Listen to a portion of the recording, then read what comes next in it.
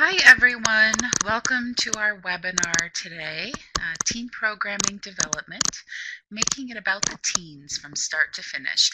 Today's webinar is going to be presented by Jennifer Velasquez.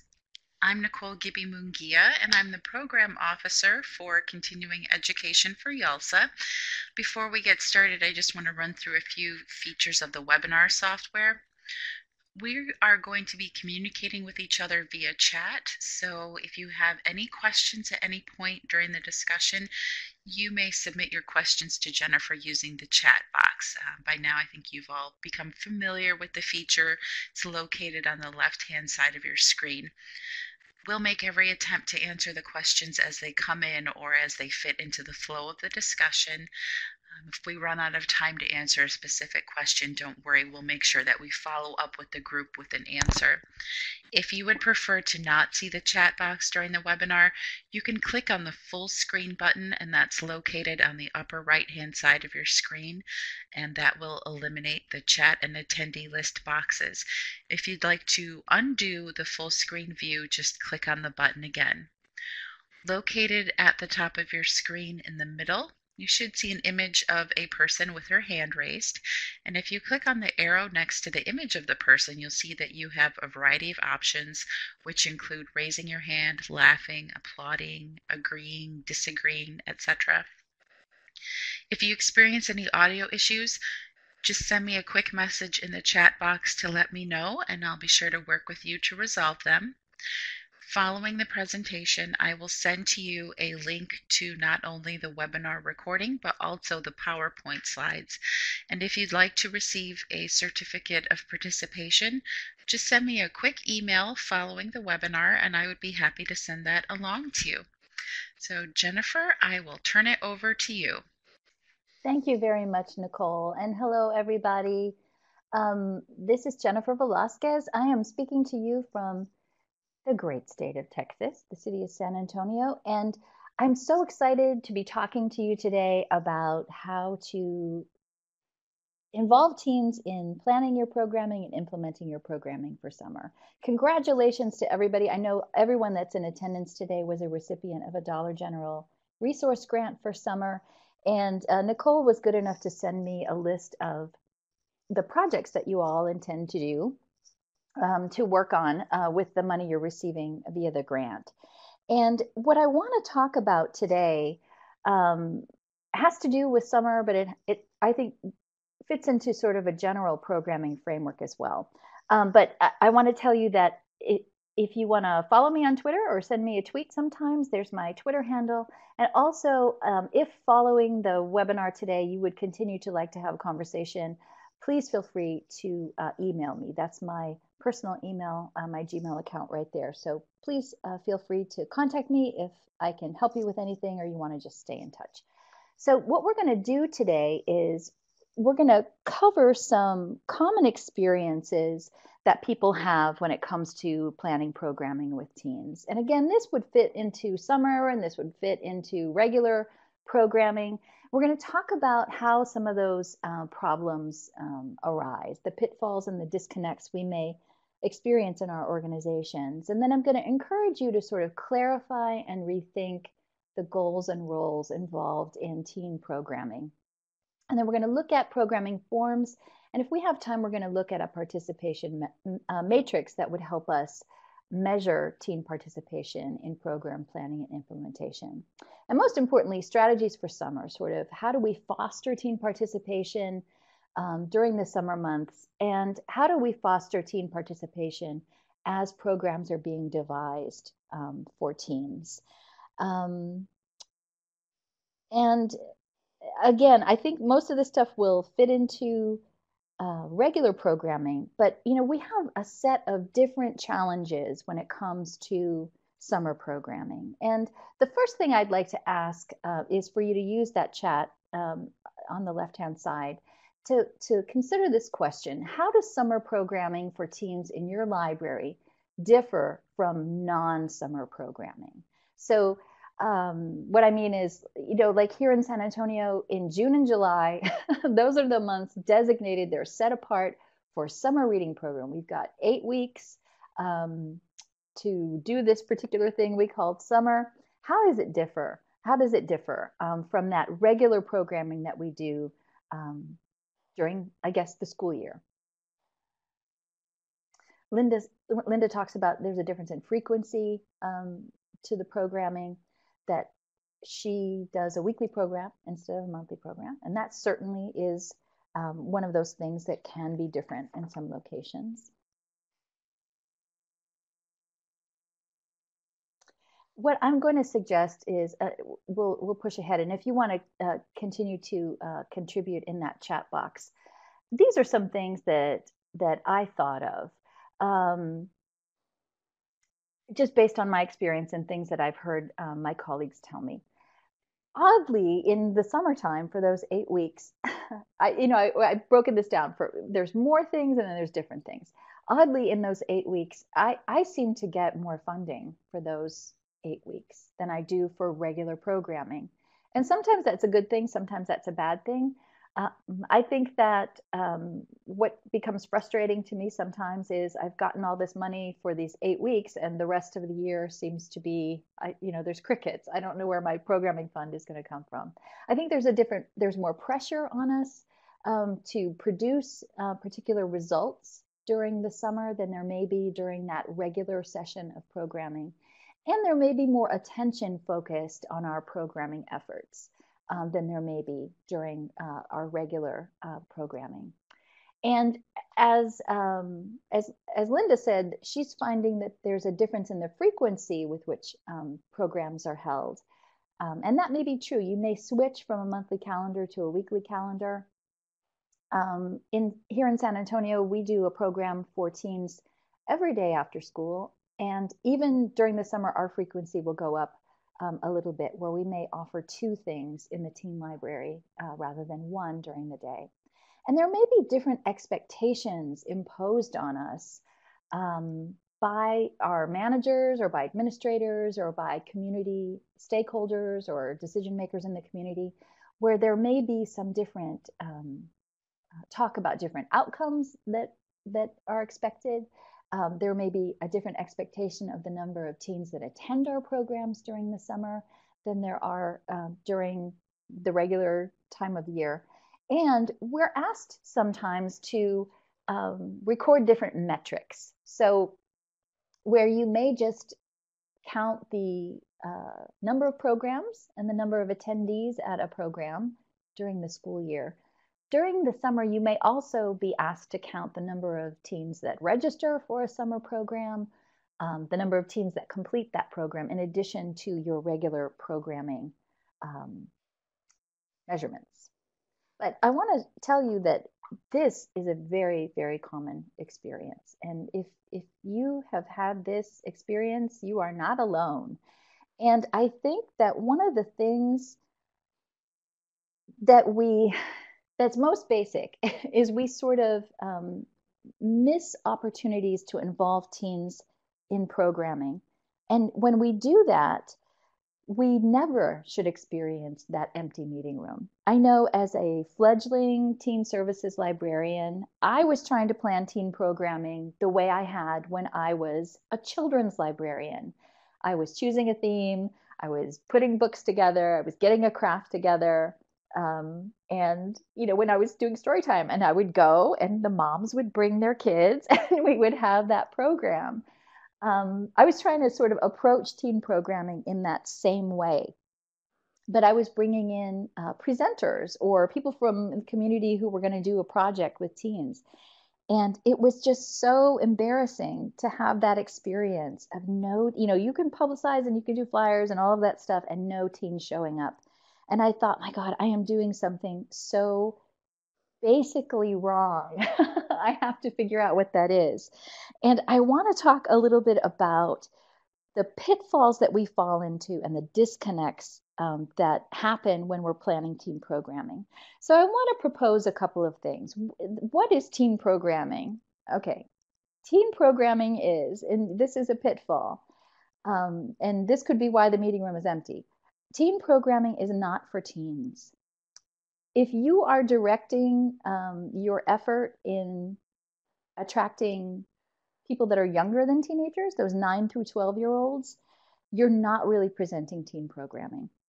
And this is an easy trap to fall into because those 9 to 12-year-olds are still in that situation where they're being put in the car and they're being taken to the library by their mom or dad. They don't have as much discretionary time as teens. And that is one way to make sure that a set of teen programs doesn't get off the ground, is if you're pitching it towards tweens, or when teens show up for that program, it's full of 9 through 12-year-olds. And we're going to talk more about this again, just because I think it's so imperative to talk about it. One of the things that may be causing an empty meeting room is the format of the program. It could be a passive program. And now, as I said, I've seen sort of a listing of the activities that you're intending to use your grants for, and they seemed very far away from being sort of passive programs.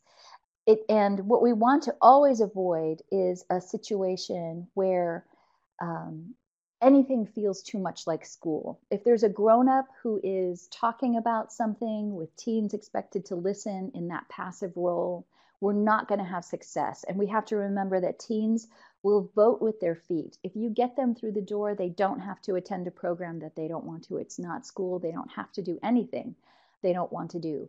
So we want to make it easy for them to participate. And we're going to look at some formats that will help us make it easy for them to participate. We may experience trouble with teen programming if our organization is locked into a theme. And I put clever in quotes because I'm just nasty like that. Sometimes that summer reading theme that is dished up to us is not very sparkly. And I love it. A couple of years ago, when we're rolling out the theme, I actually had a teen say to me, what grown-up made this up? I'm like, yeah, I know what you're talking about. What grown-up made this up? And sort of that focus and that lockstep where we want to make everything fit that theme. Fitting a theme and having that sort of planning to fit around a clever theme can really suck all the juice out of the potential for teens to develop and implement their own programming. Because we start to get this, and this leads us to the next one, that librarian-driven, we're going to be the creators of this, we're going to make it fit the theme, and we make it librarian-driven rather than teen-driven when we're doing program development. And then the last pitfall is when teen programming is treated like children's programming. And I talked a little bit about this earlier when I talked about approaching teen programming the same way I had when I was a children's librarian. And when you think of the dynamics of what we want to happen during story time, it's very different than what we want to happen during a teen program. And I think because story time is so traditional and sort of ingrained in really our consciousness as library workers, but also in our community's consciousness, their expectations of what happens in the library. If you talk to a politician, they're going to talk about story time, where people may not know the potential of what can happen in a teen program, and that the dynamics of a teen program are so completely different. We tease and say we don't even need to have staff there for a teen program. The staff member really just has to set the scene, and then the teens will take over. And I think that that's where we want to get to. So when we're thinking about the goals that we want to have related to teen programming, this is where I think a switch in mindset is so very important. And I think summer becomes even trickier because when we go back to that idea of those different metrics and those different expectations that are placed on us as we're working, we're doing our job, and there's goals that need to be set. If you were like me, you hear every year that the expectation is attendance is going to go up, registration is going to go up, completion is going to go up, up, up, up. Everything is up except possibly our programming budget. But if we really, really want to focus on doing the good that we can do with programming beyond those output measures of registration and attendance numbers, I think we can think of goals in this way. We want teen programming to really foster ownership of the library by teenagers. And that means really allowing programming to be the vehicle that makes teens feel welcome and makes their interests feel celebrated and acknowledged in the community. You know that you have, if you see those teens every day after school, they have particular interests. And that can be, anything from a, a particular video game, a type of art. Do they still play Yu-Gi-Oh? I don't know. I see teens playing Yu-Gi-Oh here. And it's sort of making that connection with them to talk to them about what they're interested in and making sure they understand that the library is a place that acknowledges and celebrates those interests. It's also about them taking ownership of the space. And when I say that, I talk a lot about having teens sort of customize the space that's designated for them in the library, even if that's only a bookshelf, being able to have them literally mark their territory in some way. When you're doing programming in the summer or other times of the year, you know that there's a competition for the meeting room. I hear this again and again and again in my branch libraries and in branch libraries around the country. But if you do that teen programming out on the service floor, hopefully you have a teen space that maybe has a table and chairs. You are bringing it out into the sunlight. And a couple of really wonderful things can happen that way. That way, teens are again marking their territory in the space, and you're opening up all these wonderful possibilities for connections to that book collection that's right there. And you're showcasing the wonderful things that are happening for teens in your library. And that's beneficial because then other teens see it, and it opens up opportunities for them to engage in that activity. But it also brings to light the wonderful things you're doing with teens to your managers, to your coworkers, and to other people that are visiting the library. And I suspect you may be saying to yourself, it'll be too noisy. My manager will never go for this. And I won't ask you to raise your hand if you think that that's your situation.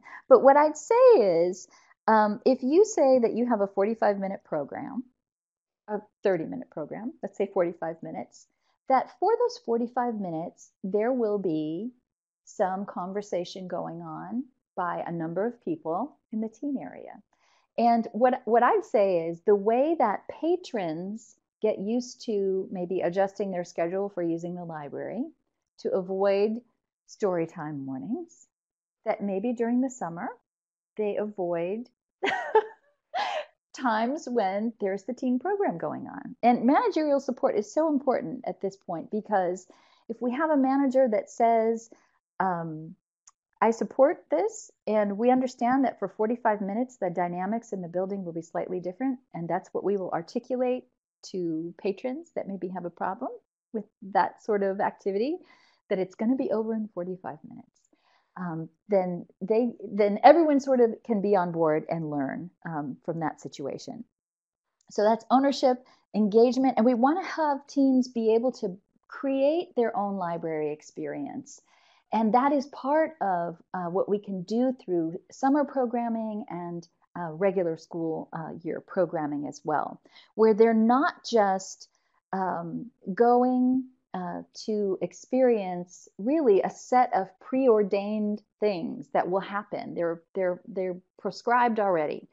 They're there to sort of make that experience happen for themselves and their peers.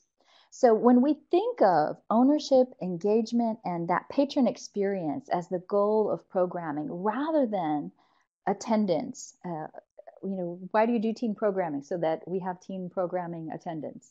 That's not why we do it. Why do we do teen programming? So our circulation numbers go up. Well, that may happen.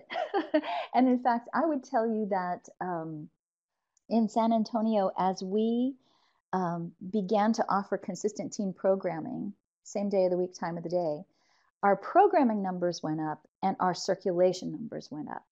It was sort of I guess we should have seen that coming, but it was this happy sort of byproduct of engaging teens and doing that programming in the space where they had the collection within arm's reach. So more teens, more contact with the resources, more circulation. And we also hear a lot about how, and I know that there are a lot of librarians who have managers who insist that teen programming be educational. And I don't know what educational means because I think that you can learn. I'm learning things right now, just talking and experiencing this day. I've learned a few things already. Learning happens everywhere and it takes all different forms and all different shapes. And that doesn't mean that things have to feel like school or that things have to be locked to that sort of traditional notion of a book club for teens or everything having some sort of moral at the end. Playing video games as part of a teen program has all sorts of benefits that may assist teens in all different ways, from social ways to linear thinking ways. But most of all, we want to say that summer in particular is a time where the library should be a fun place where out of school learning can happen sort of incidentally. This also means we have to rethink what our role might be when it comes to developing teen programming. And we touched a little bit about this on this a little bit already. And that means taking ourselves out of that role of creator. And that means freeing ourselves of the expectation of how programming will go. Um, if we can think of teens as partners in the program development process, I think we'll be better off. Because if we get locked into a situation where we are putting ourselves in the roles of creator, we're choosing what the program will be, we're choosing when it happens, and sort of baked into that, because we're human beings, we have an expectation. We're visualizing how the program will go and what will happen. And I think it often is a disappointment to us. And I want to put it out there that it doesn't really have anything to do with us. What needs to happen is for us to free ourselves and really become full partners and assist teens in facilitating programs for themselves and their peers. And while this sort of arc of an idea is really incredibly useful during sort of that regular season of programming, how do we manage that within sort of the summer traditions that are placed upon us, those traditional summer things? And again, when we look at teen summer reading program, we may fall into that idea that we're like me, when I was trying to do teen programming, and the only model I could look at was story time. That was what I knew how to do. I think sometimes when we look at teen summer reading, we replicate children's summer reading. And what I'm hopeful and what I'm hoping you'll say to me in the text box right now is, do you have a separate teen summer reading program? Is it separate from children's? Is it separate from adults? I would encourage you to do something that's separate. Yay, I see Elizabeth says yes. Because the sort of the things you're working on are very different with little kids and with teens. And you know that children's summer reading program really is a good way to grow teens into a teen summer reading program. And you can sort of judge the success of that by the number of 12-year-olds that want to sign up for the teen program. But we know that inherent in the idea of a summer reading program is sort of a structure and sort of a, we get a theme, whether that's from our state library or from the cooperative program that happens every year. But what I would put out there is the recommendation, and I know you're going to think I'm crazy because it's March. You may not be able to do it for this year. But we, in the past, have asked teens to develop a program for summer. I mean, a theme, I'm sorry, a theme for summer. And it would sort of be, we would take entries and we'd have teens vote on what they wanted, and that was the theme. And while we aren't locked into that theme when it comes to programming, it was a fun way to let teens know that there was something for them. And I'll be frank with you, they came up with way, way better ideas than I would have, or than I think my staff would have. So there's sort of that thematic, almost game part of summer reading. And that is the signing up, registration, counting however you count, whatever you count, and then and counting that as completion. There's that set that happens at summer reading. But there's also the part that really is that day-to-day operation stuff, the circulation of books, the number of teens that visit you, and the number of teens that participate in the development and implementation of programs. And what I want to really suggest is the sort of that game part, it can eat the whole summer. Where if we focus a little bit more on the way we offer programming to teens, we may find that the number of the circulation numbers and sort of the participation numbers of the game part may also rise. And so I want to propose just a few ideas for structuring programming during the summer. And the first thing I want to suggest is, actually, I want to deviate from the way this list is written. I want to say the first thing is that consistency is key. Consistency in when you offer teen programming is key. And this is true during the regular season and in summer. And that means if you are planning your teen programming schedule, that you would say that, and I'm just going to make this up, every Wednesday during the summer at 2 o'clock, there's a teen program at your location. Yeah, that's it. Every Wednesday for 8 weeks, for 10 weeks, however many weeks you do it, you consistently offer that program. I would suggest you do that during the regular school year as well, because then teens get into a rhythm and they learn. If I show up Wednesdays at 2 o'clock, there's something fun going on. The fact that that happens, that they're showing up and they may ask you, Miss, what are we doing today?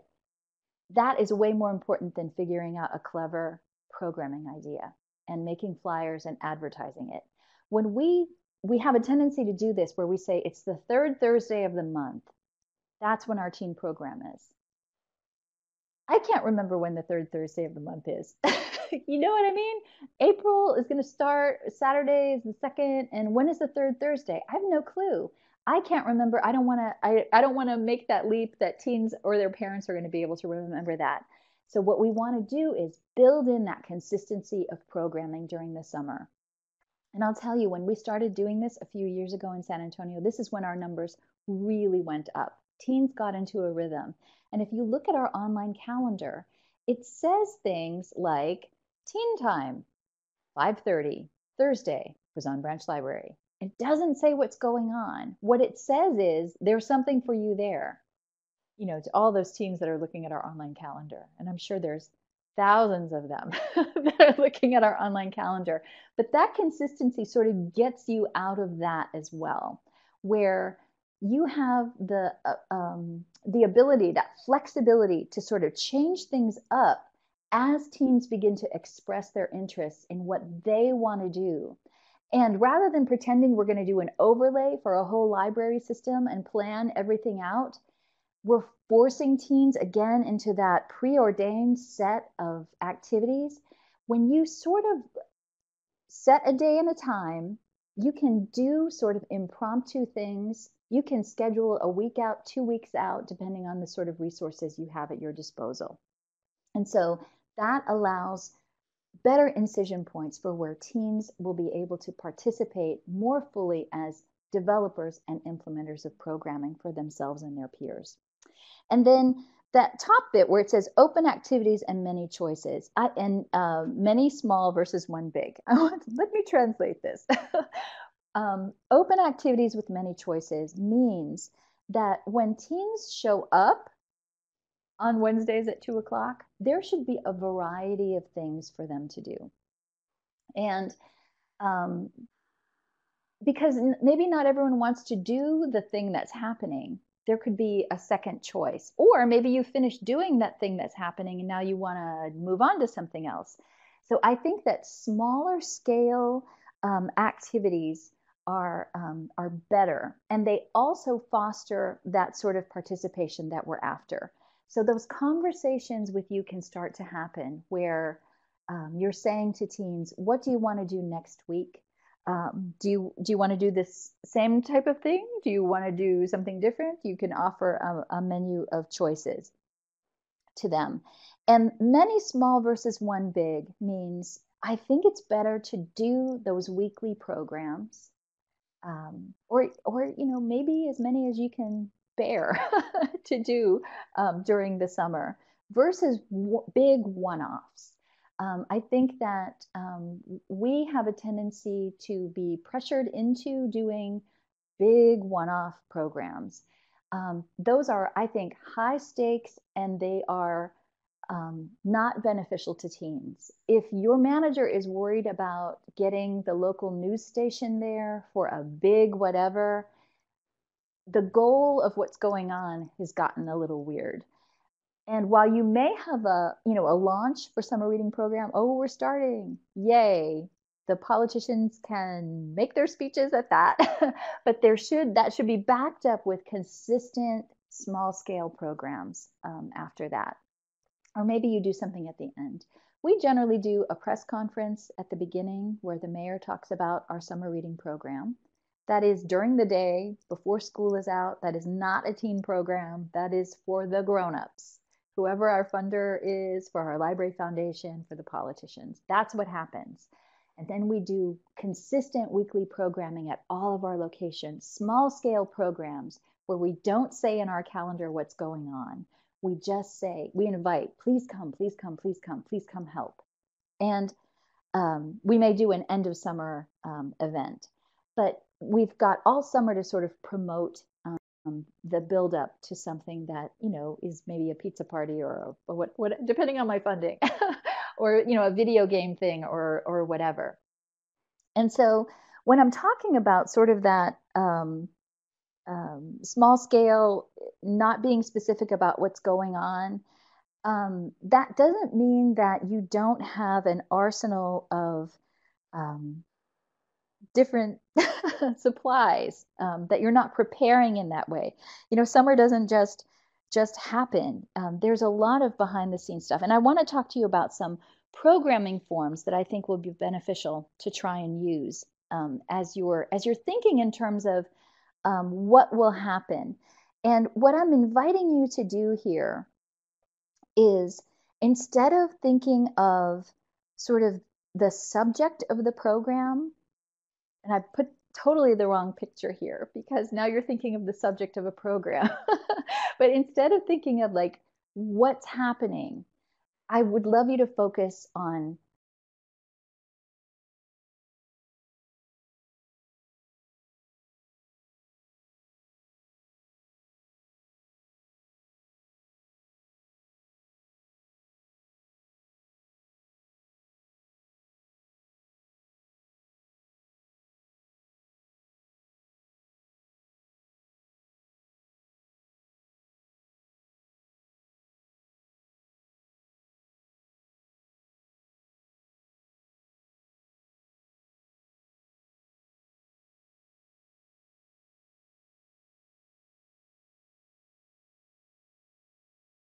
how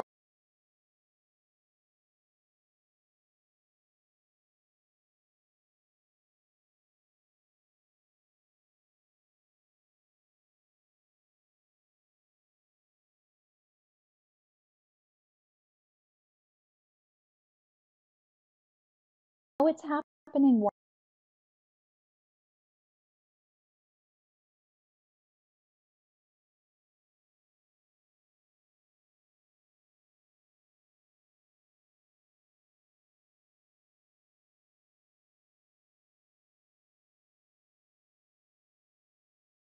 why it's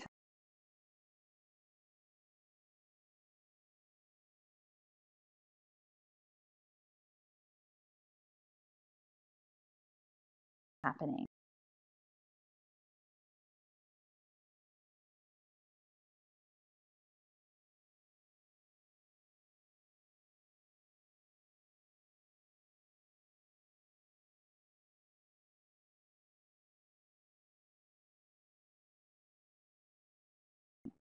What is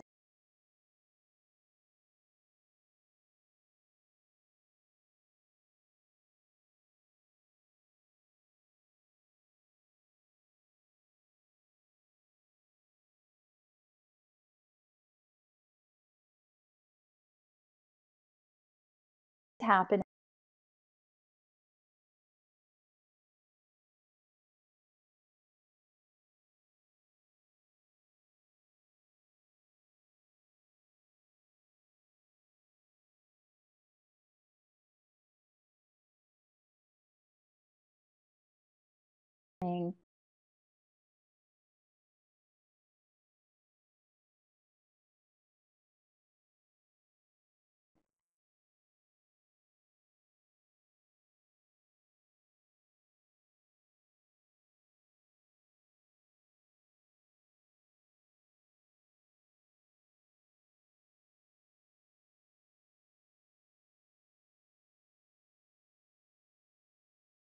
Um,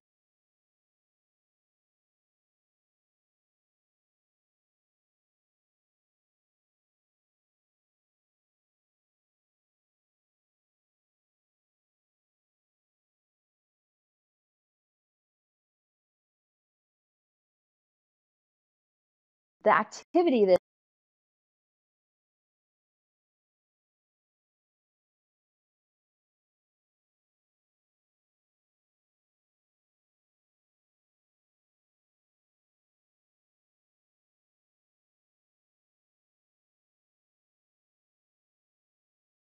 it's actually taking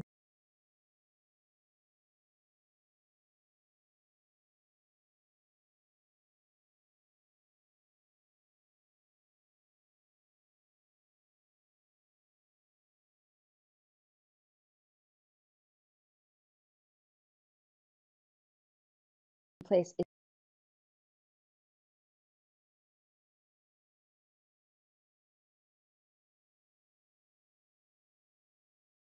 is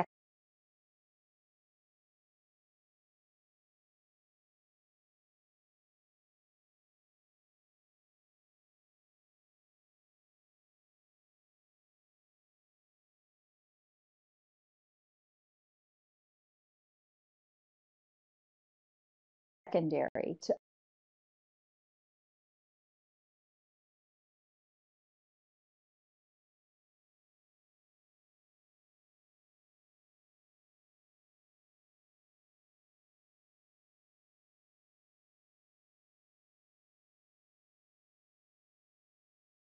all those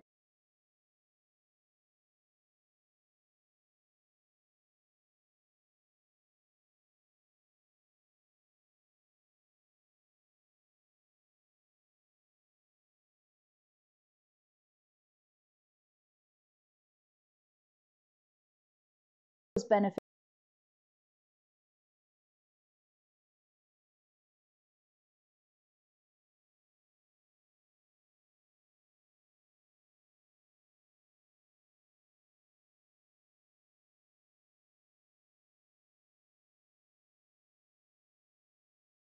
beneficial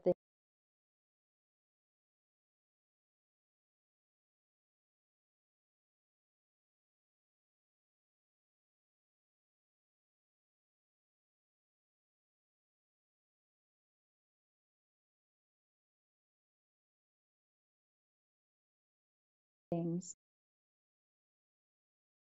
that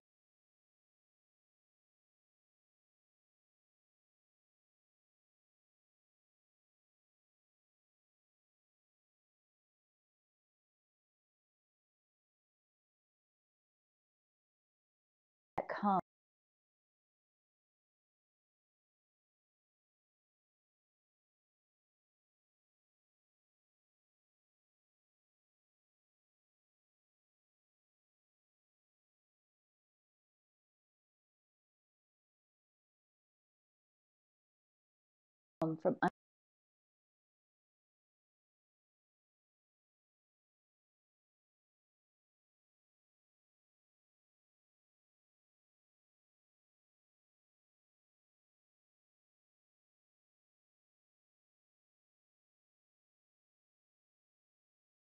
understanding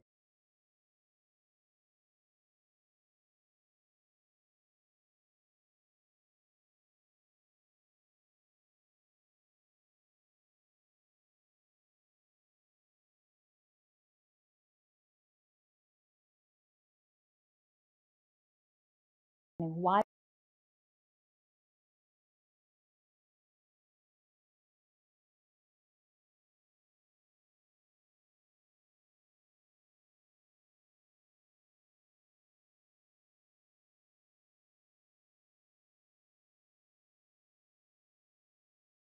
we do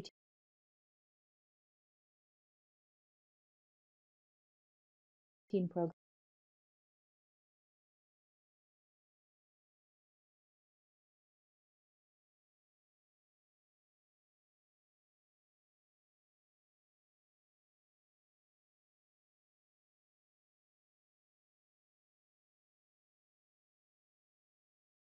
programming.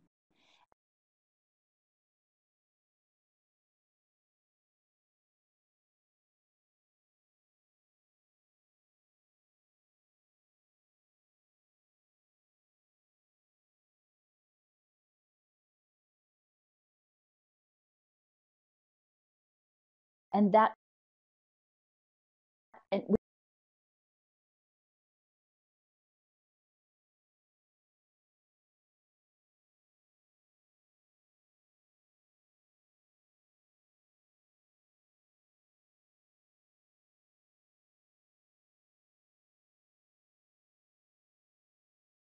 can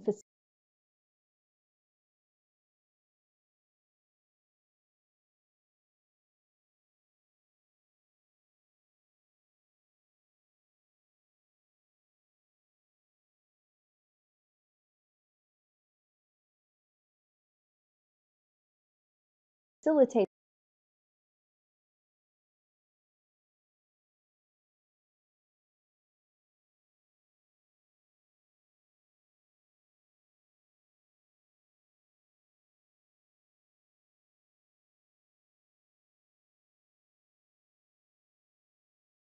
that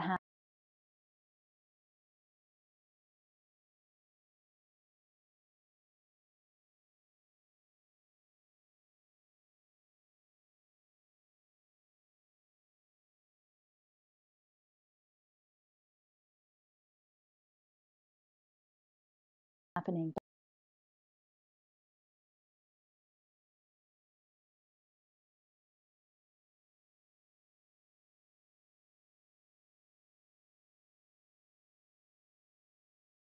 by looking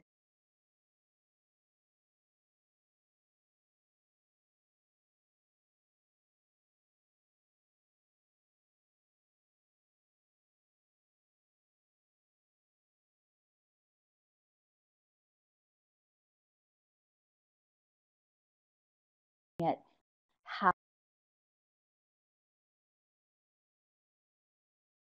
sort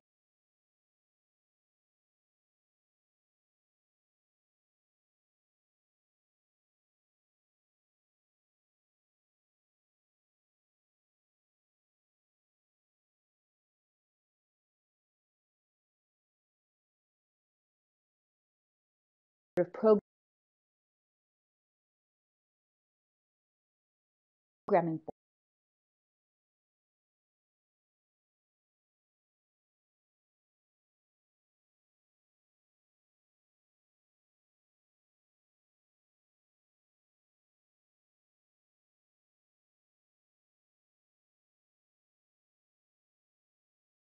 forms, how programs.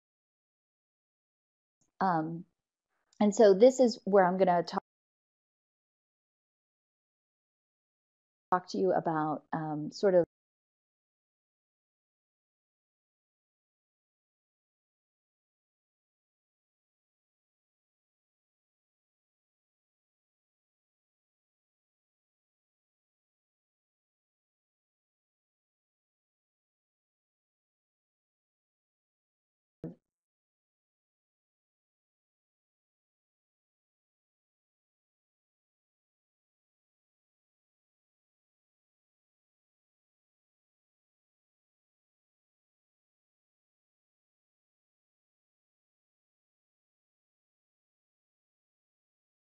participation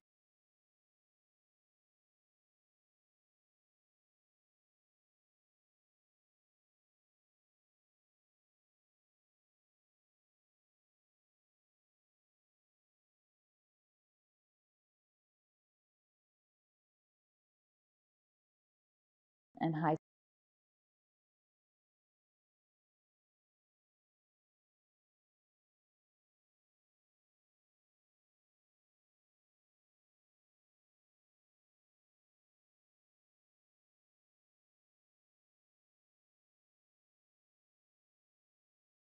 scale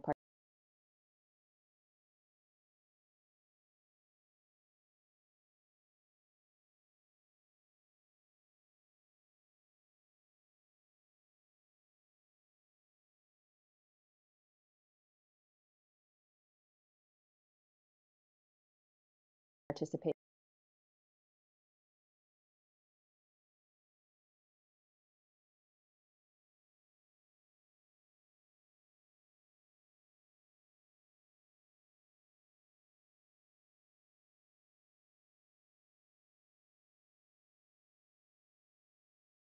when it comes to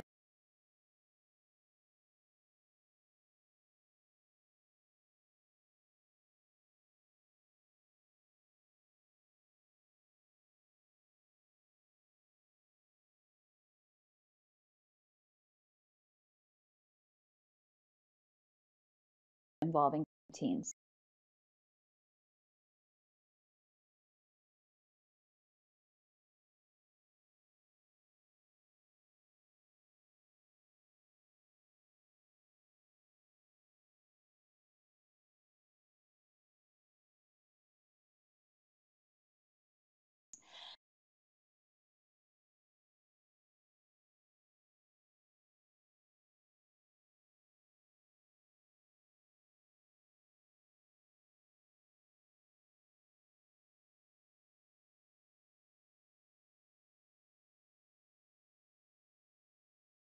So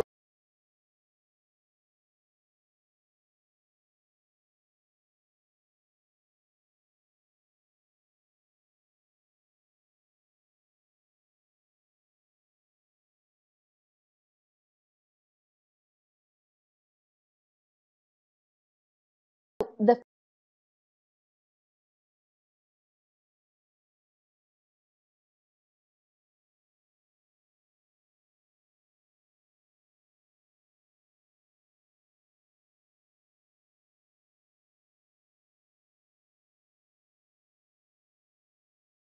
first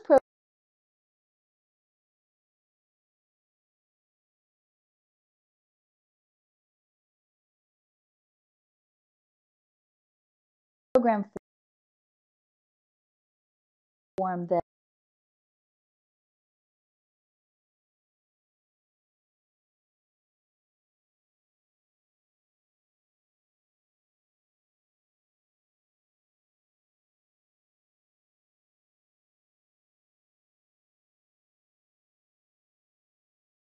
I'm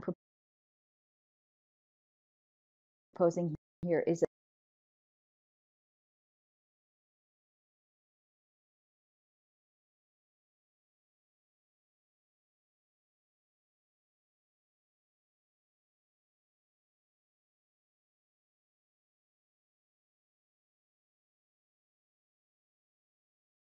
us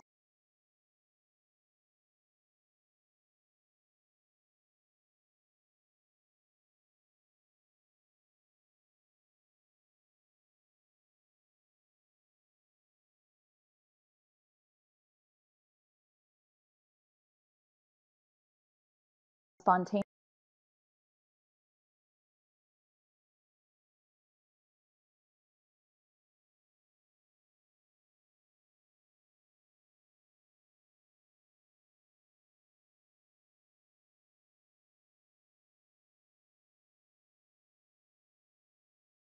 or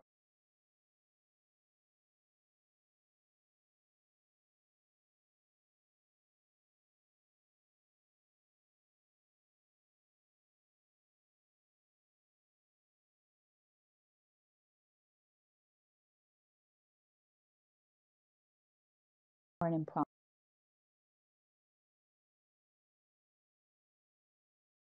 impromptu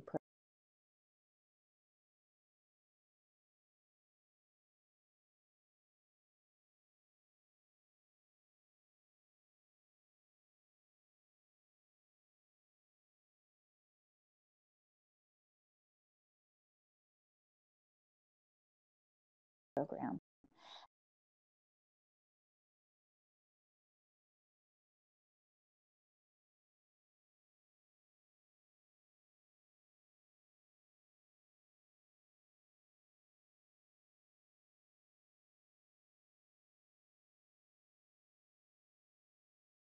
And that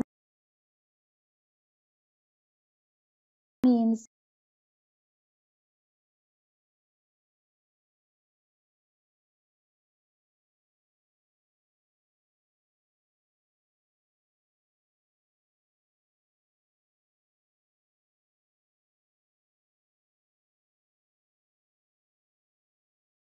and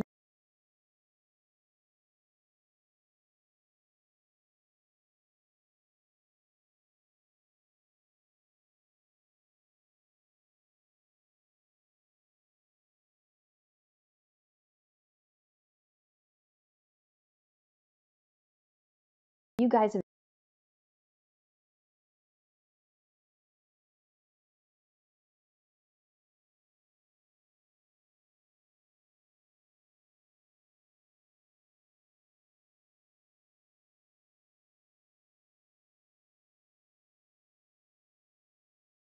done this.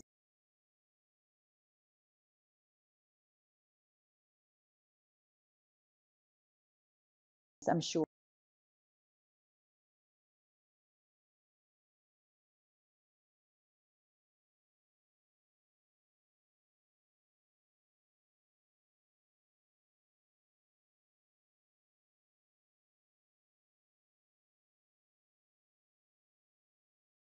That means you have a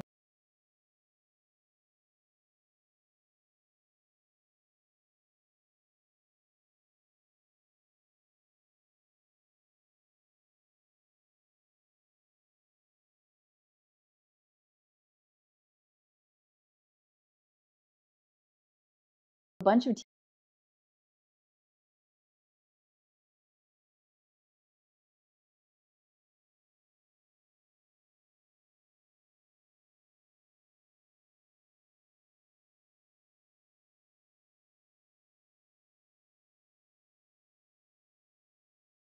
teens.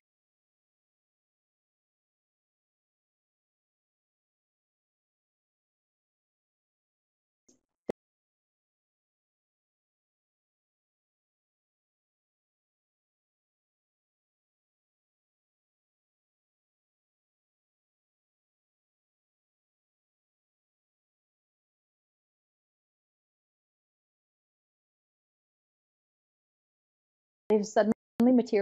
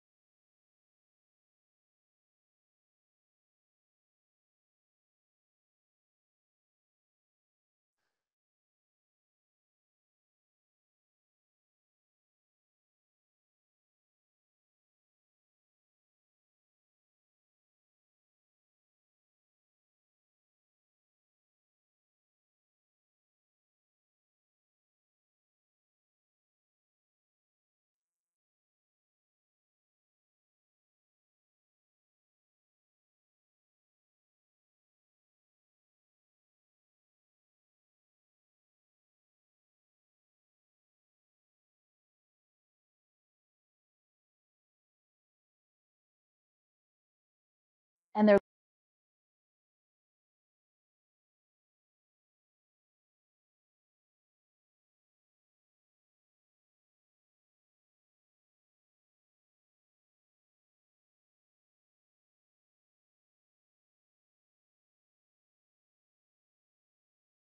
looking for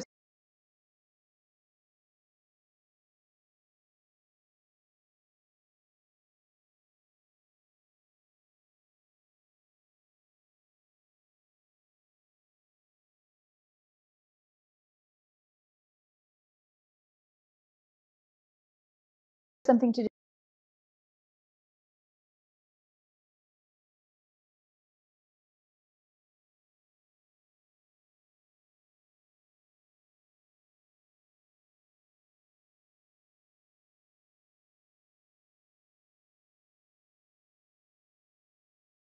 do. They're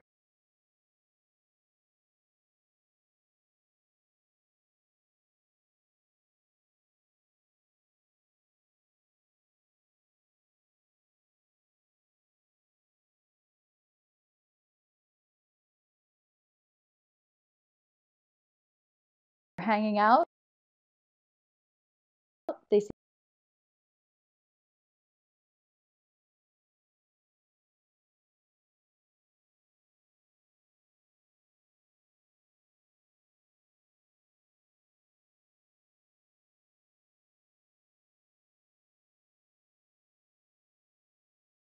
seem really pleasant.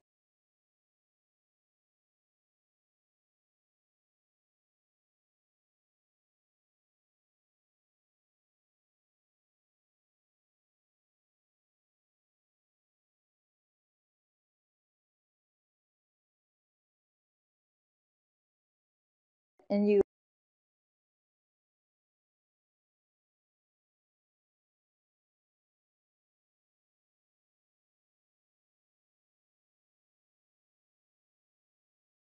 approach them.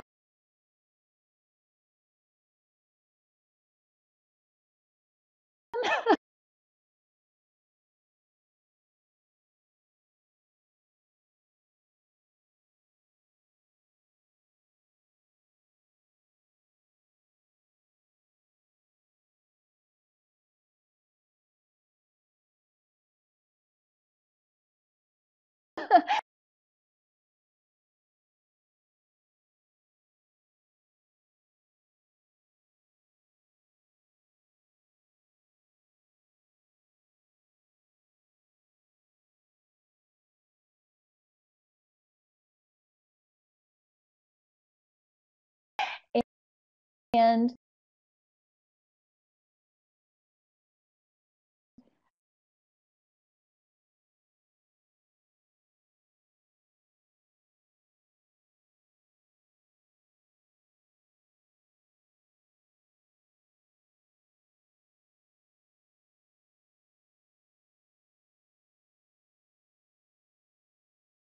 um,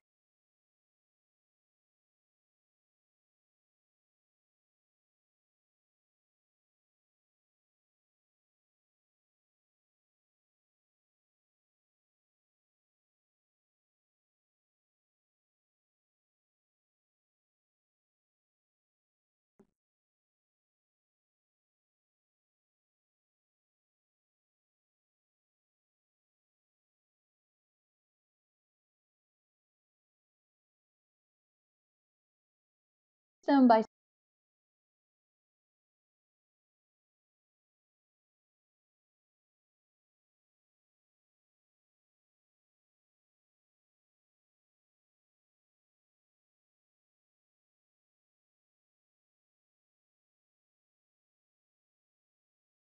saying, do you want to